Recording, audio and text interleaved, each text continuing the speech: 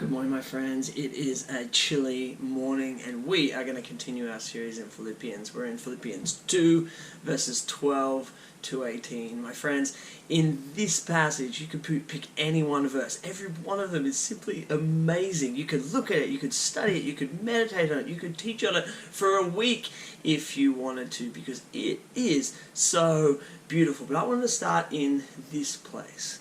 Paul says to the Philippian church, "Then you will shine like stars in the heavens in this warped and crooked generation." What's he saying? You guys, you Philippians, you'll be like stars in the sky, in the dark night sky. I was at my parents' place the other night. They live out in a place called Brandy Hill, which is kind of out country, and there's no light pollution anywhere. And we're up to about 12 at night, and we're laying down, and we're looking up at the stars, and they're so bright, and they're so wonderful, and they're so beautiful, and you feel kind of confident, and you're in awe and inspired by kind of looking up at these things. And Paul is saying, you Christians, you are like that in this world. You are like light shining, those stars in the darkness. But here's the thing, my friends.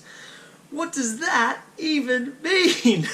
Christians talk about that all the time. You know, I want to be in the light as you are in the light. You guys remember that song from the 90s? We talk about being the light, like all the time. But what does that even mean? I was at a conference not that long ago, and the theme was light. And they tried to get to the bottom of what this actually means. And so they would say to people, what does it mean for Christians to be light? And then the people answering the questions would just kind of continue with more unhelpful metaphors. They would say it means that you're supposed to shine in the world, or it means that you're supposed to sparkle. And I'm sitting there going, you haven't told us what that actually means. You just keep rephrasing and reframing what light kind of does. So what does it mean to be the light? Well, I guess maybe we don't think about it because it seems obvious to us. But here's my best shot just for the moment. What is it? You're supposed to be different or stand out, or I guess what Paul is saying is then people will be drawn to you. There'll be a sense of wonder at you and the way that you live, and people will kind of be drawn into that. As I'm looking up at the stars and I feel kind of wonder and I'm kind of drawn towards them. So what is it the thing that's going to make the Christian like light? What is the thing that's going to draw people into the goodness of God by looking at the Christian? Well, the answer might surprise you. What does Paul say? What's going to make you shine like stars in the heaven? He says, do everything without grumbling. Isn't that interesting? The thing that's going to make you different from the world around you, the thing that's going to make you stand out as a follower of Jesus, isn't all the worship practices, the going to church or the reading your Bible or the things that you do or don't do so much as. The thing that's going to make you different is that you do not grumble and argue. That word grumble, it comes up all the way through the scriptures. And do you know where it comes up first? It comes up after the Israelites have been freed from slavery in Egypt. They've been freed from slavery so that they can be free, be a community, love each other, and love their God in safety and security. But they haven't long left Egypt when they begin to, what? Grumble. They grumble and they complain about how hard it is making it to the promised land. There's this horrible scene where God has provided them miraculous food from heaven, manna from heaven. So he's rescued them from slavery so they could be free. He's provided them with miraculous food. And what do these ungrateful gits do? They grumble and they complain. At one stage they're kind of standing around the fire and they're saying, oh man, I wish we were back in Egypt. At least we could have stood around a fire and been eating meat instead of this horrible manna.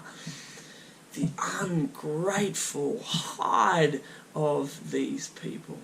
And Paul says that kind of thing, that kind of grumbling, that ungratefulness should be anathema to the Christian. And yet, we grumble. All the time we grumble. We live in ungratefulness. I have this horrible memory from when I was a teenager of just me being incredibly ungrateful. I think my parents had told me that I couldn't get this particular thing for my birthday, this thing that I wanted. I might not have had much money that year or something. And I remember just being so upset and so cranky and grumbling and muttering to myself until I just let it out. And I said to my parents, "What? You're going to spend like $30 on me or something? I could earn that working for 2 hours at Macca's, Mum and Dad." And I stormed off. The ungratefulness, the entitlement of that kind of sentiment, right? And yet, I think we all live in it to a certain degree. We demand things of this life that we should not demand, because the Christian should live in gratitude. I had another story that helped kind of like bring this home for me.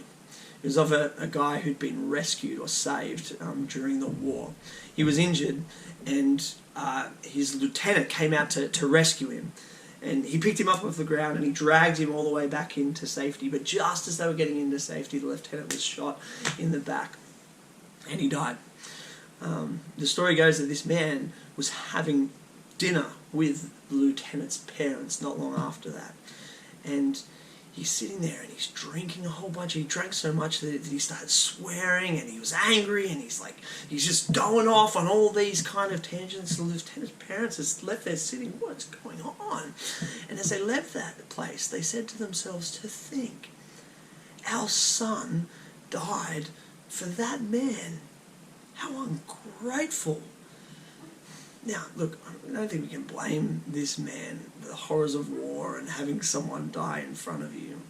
But me listening to that story as a Christian, I thought, that's how I live all the time, my friends. That's how I live all the time, in ungratefulness for all that God has given to me. After what Jesus has done for me, after all the good things that God has given me, can you imagine me grumbling and complaining?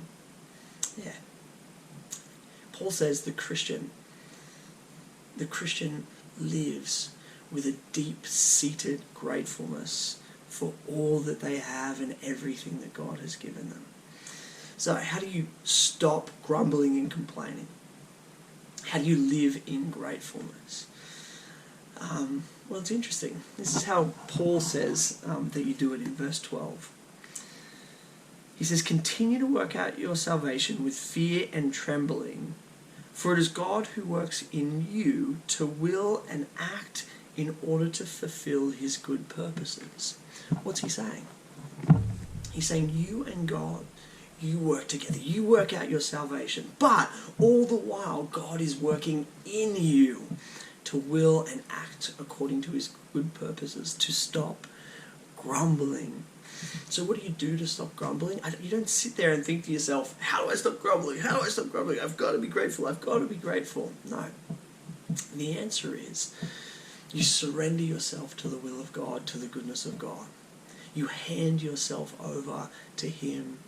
And when you see him and what he has done for what he has really done, then all of a sudden gratefulness wells up in you. And you become the kind of person God created you to be. So you hand yourself over to God. What does that look like? You keep a journal of all the good things in your life and you attribute them to God. You read the scriptures over and over, particularly the Gospels, thinking about what Jesus has done for you. You make a pact to be grateful and talk about how grateful you are for the good things in your life with someone each day, just to remind yourself of it. You hand yourself over to the goodness of God and gratefulness wells in you, and grumbling is thrown into oblivion. Let's put it that way. That's my best shot at Philippians chapter 12, my friends. Grace and peace. Chapter 2, verse 12. Grace and peace.